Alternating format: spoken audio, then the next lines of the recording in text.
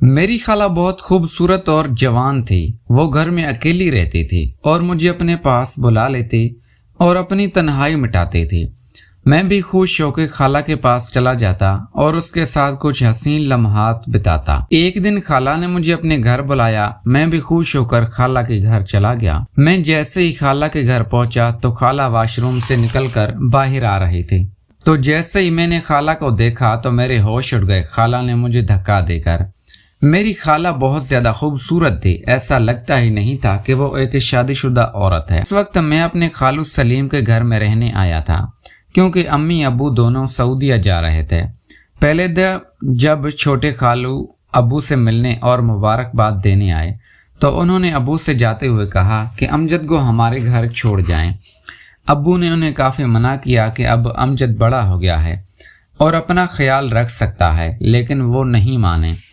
उन्होंने अबू को राज़ी कर ही लिया और मेरी दिली ख्वाहिश पूरी हो गई। मेरे पास हमारे पुराने घर की चाबी है जो खाली पड़ा हुआ है, जिससे मैं अपने मकासद के लिए भरपूर इस्तेमाल करता हूँ। मेरी खाला परवीन की शादी मेरे खालू से कोई 10 साल पहले हुई थी। मैं उस वक्त 10 साल का था, मगर उस वक्त खाला को देखकर मुझे बहुत अच्छा लगता था, क्योंकि वो न सिर्फ खूबसूरत थी बल्कि धीमे लहजे वाली और भरपूर जिस्म की मालिक थी। खालू और खाला की जोड़ी मिसाली समझी जाती थी, पर अभी तक वो दोनों औलाद की नेमत से महरूम थे और शायद वो दोनों उससे अपनी किस्मत का लिखा समझकर सब्र कर बैठे थे। खाला और खालू का प्यार बहुत ज़्यादा था और मेरा अंदाज़ा था कि खालू ने उनके साथ कोई रात भी ज़ाया नहीं की होगी, क्योंकि शादी के बाद खाला का बदन इतना दिलकश हो गया था। खूबसूरत तो पहले ही लाजवाब थी, मगर अब जिस्म का हर हिस्सा अपनी तरफ बुलाता महसूस होता। उस वक्त जब खाला घर की सफाई कर रही थी और मैं टीवी देख रहा था, तब खाला ने मुझसे पूछा, अमजद बेटा आज कॉलेज नहीं जाना क्या? तो मैंने दिल ही दिल में खाला का बेटा बुलाने पर मुंह बनाते हुए कहा, नहीं खाला, सेमेस्टर ख़त्म हो गया है ना, इसीलिए 1.5 महीने की छुट्टियां हैं। खाला ने सर हिलाया और झुककर मेज़ पर कपड़ा मारने लगी। कुछ समझ नहीं आ रहा था कि क्या करूं और क्या ना करूं। 2 दिन गुजर चुके थे मुझे खालू के घर आए हुए। रात को खाने की मेज़ पर खालू ने खाला और मुझसे कहा कि उन्हें 20 दिन के लिए लाहौर जाना है। अगर उन्हें ज़्यादा दिनों के लिए बाहर जाना होता तो वो खाला को साथ ले जाते, मगर इस दफ़ा मैं खाला के घर पर था तो उन्होंने अकेले जाना ही मुनासिब समझा। मैंने खाला की रूटीन और उनकी आदतों का अच्छी तरह से जायज़ा लिया। मैंने देखा कि चाय का इस्तेमाल ज़्यादा करती हैं और चाय खुले दूध की बनती है और मैं डब्बे के दूध की चाय पीने का आदी था। अगले दिन मैं गेम खेल रहा था। मैंने हेडफोन लगाए हुए थे। मुझे पता नहीं चला, खाला मेरे साथ आकर बैठ गई और मुझे खेलते हुए देख रही थी। हम दोस्त आपस में मिलकर एक दूसरे से मजाक कर रहे थे और मैं जो कुछ बकवास कर रहा था वो इंतहाई बेहुदा थी। खाला हैरानों परेशान थी, मुझे बकवास करते हुए सुन रही थी। फिर उन्होंने मुझे आवाज़ देकर अपनी मौजूदगी का एहसास दिलाने की कोशिश की, पर म्यूज़िक की वजह से मुझे कुछ सुनाई नहीं दे रहा था। खाला मेरी बेहुदा बातें काफ़ी देर तक सुनती रही और फिर उठकर अपने कमरे में चली गई। शाम को दोस्तों से मिलने बाहर जाने लगा तो खाला को बताने के लिए उनके कमरे की तरफ गया। मेरे जहन में उस वक्त कुछ खास नहीं था, पर मैं वापस आकर बेड पर लेट गया। थोड़ी देर बाद मैंने कहा कि मैंने चाय पीनी है, बना देंगी? खाला ने मुस्कुराकर कहा, क्यों नहीं मेरे बच्चे, बस 2 मिनट में फ़्रेश हो जाऊं, फिर बना देती हूं, और उठकर बाथरूम की तरफ बढ़ गए।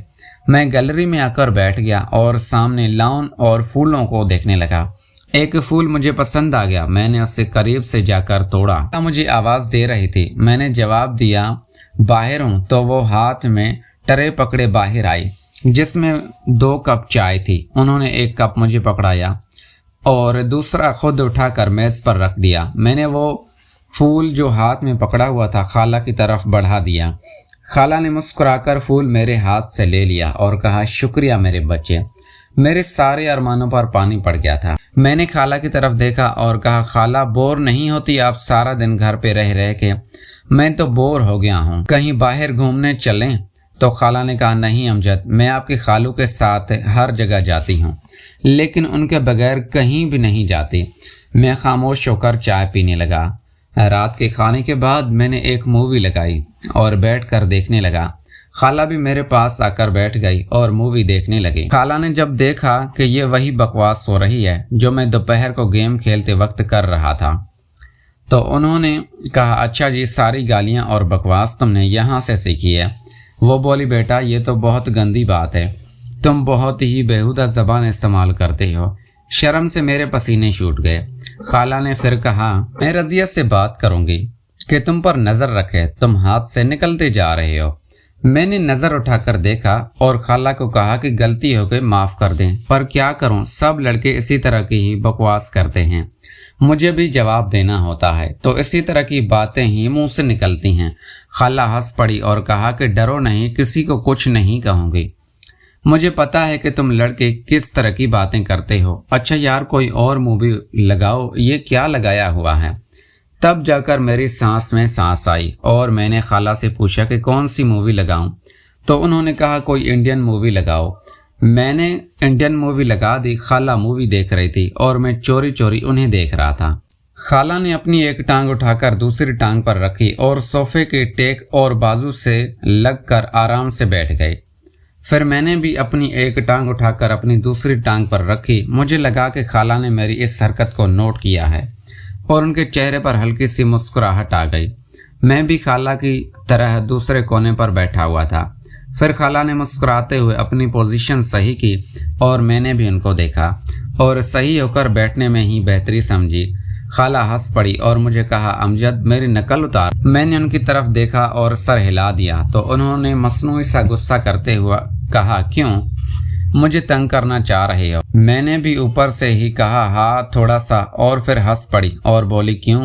میں نے فوراً کہا یار اتنے دن ہو گئے ہیں نا، کسی کی ڈانٹ نہیں کھائی، کسی سے جوتے، اور آپ انتہائی بور ہیں۔ ان کے ماتھے پر بل پڑے اور کہا امجد کیا میں واقعی بور ہوں؟ تو میں نے کہا پتہ نہیں میرا کیا بنے گا اکیلے رہ کر۔ خالہ نے مسکراتے ہوئے کہا تجھے مار کھانی ہے تو میں لگا دیتی ہوں۔ وہ مجھے کوئی معصوم سا شرارتی بچہ سمجھ رہی تھی اور یہ بات میرے فائدے میں تھی۔ شاید اسی طرح کی فضول باتیں کرتے کرتے خالہ مجھ سے کافی فری ہو گئی۔ جب رات کے 11 بجے ان کے موبائل پر خالو کا فون آ گیا اور وہ اٹھ کر اپنے کمرے کی طرف چل پڑی۔ میں نے تھوڑی دیر مووی دیکھی، میں نے ٹی وی بند کیا اور اپنے کمرے کی طرف جانے لگا۔ تب بھی مجھے خالہ کے کمرے سے آواز آئی یار بہت مس کر رہی ہوں آپ کو، پتہ نہیں کیسے گزریں گے یہ دن، پتہ نہیں دوسری طرف سے کیا کہا گیا، مگر جو خالہ نے کہا وہ میرے لیے کسی سرپرائز سے کم نہیں تھا۔ صبح میں جلدی اٹھ گیا اور فریش ہو کر کچن کی طرف بڑھ گیا۔